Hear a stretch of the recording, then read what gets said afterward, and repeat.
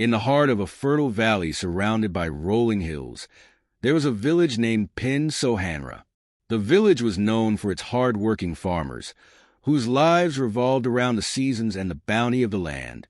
Among them was Rahim, a humble farmer who owned a small plot of land. Rahim's life was simple. He lived in a modest mud-brick house with his wife, Amina, and their 2 children, Zoya and Ahmed. Despite his limited means, Rahim carried himself with quiet dignity and was admired for his unwavering kindness. On the other end of the spectrum was Malik Shafiq, the wealthiest man in Pin Sohanra. Malik was a man who loved to flaunt his riches, living in a grand mansion with high walls and ornate gates. His fields stretched far and wide, tended by hired workers who toiled under the sun while he reaped the rewards. Malik's wealth gave him a sense of superiority, and he often mocked those less fortunate, believing their struggles were a result of their own shortcomings. One sunny morning, the bustling village market was alive with activity. Vendors shouted to advertise their goods. The aroma of fresh produce mingled with the scent of spices, and villagers bartered cheerfully. Rahim arrived with a basket of vegetables from his farm, greeting everyone warmly. Malik, arriving in his luxurious carriage drawn by fine horses, entered the market with his usual air of arrogance. Spotting Rahim, Malik couldn't resist a jab. "Well, Rahim," Malik said, his voice dripping with mockery, "still struggling with that tiny patch of land? Do you even manage to grow enough to feed your family?" Rahim looked at him calmly. "Malik Sahib," he replied, "what I have may be small, but it is enough. Contentment is a wealth you cannot measure." Malik laughed loudly, drawing the attention of the villagers. "Contentment? That won't buy you better clothes or a feast. You'll see, Rahim. Wealth is what truly matters."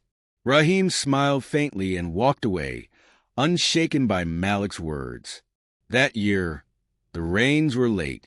Days turned into weeks, and the villagers watched with growing anxiety as the once vibrant fields began to wither under the relentless sun. Streams that had always been brimming with water now lay dry, their beds cracked and parched. Crops failed, and the village braced itself for a difficult time. Even Malik's vast fields were not spared. His workers, desperate to salvage the crops, toiled day and night, but nature was unforgiving. Malik's wealth, which he had always taken for granted, now seemed powerless against the drought. He spent lavishly on irrigation systems and imported seeds, but the land refused to yield. Rahim, too, faced the harsh reality of the drought. His small farm struggled, but his foresight and knowledge of traditional farming methods proved invaluable. He had planted drought-resistant crops and conserved water by creating small reservoirs. Though his harvest was modest, it was enough to sustain his family. As the weeks turned into months, the village descended into despair. Food became scarce, and hunger gnawed at the spirits of the people. Malik, unwilling to share his dwindling resources, retreated into his mansion, while the villagers turned to one another for support. Rahim, despite his limited means, did what he could to help. He shared what little he had with his neighbors, ensuring no one went hungry under his watch. One fateful evening, as the sun dipped below the horizon, Malik found himself standing at the edge of Rahim's field. The once proud man looked weary, his clothes disheveled and his face lined with worry. Rahim, noticing Malik's presence, approached with a calm demeanor. "Malik Sahib," Rahim said gently, "what brings you here at this hour?" Malik hesitated, his pride warring with his desperation. Finally he spoke. "Rahim, I need your help. My fields are barren, and my stores are nearly empty. My family is hungry." Rahim studied Malik for a moment, then nodded. Without a word, he led Malik to his storehouse. Inside were sacks of grain and baskets of vegetables, carefully preserved to last through the drought. Rahim handed Malik a sack of grain and a basket, his expression kind. "Take this, Malik Sahib," Rahim said. "Feed your family. There's enough for everyone as long as we share." Malik stared at Rahim, overcome with emotion.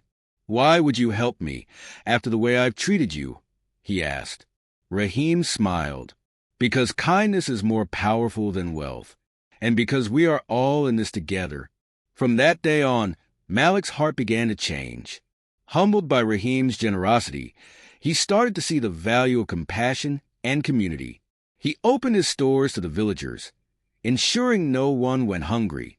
Under Rahim's guidance, he learned sustainable farming methods and began to rebuild his fields. The village slowly recovered, the bonds between its people strengthened by the trials they had faced together. Malik and Rahim, once divided by wealth and pride, became unlikely allies, working side by side for the betterment of Pin Sohanra. In the end, Malik came to understand the true meaning of wealth, not in riches, but in the kindness and unity of a community that refused to let anyone fall. And in the quiet moments of his new life, he often found himself grateful for the lesson taught to him by the humble farmer who had once been the subject of his scorn.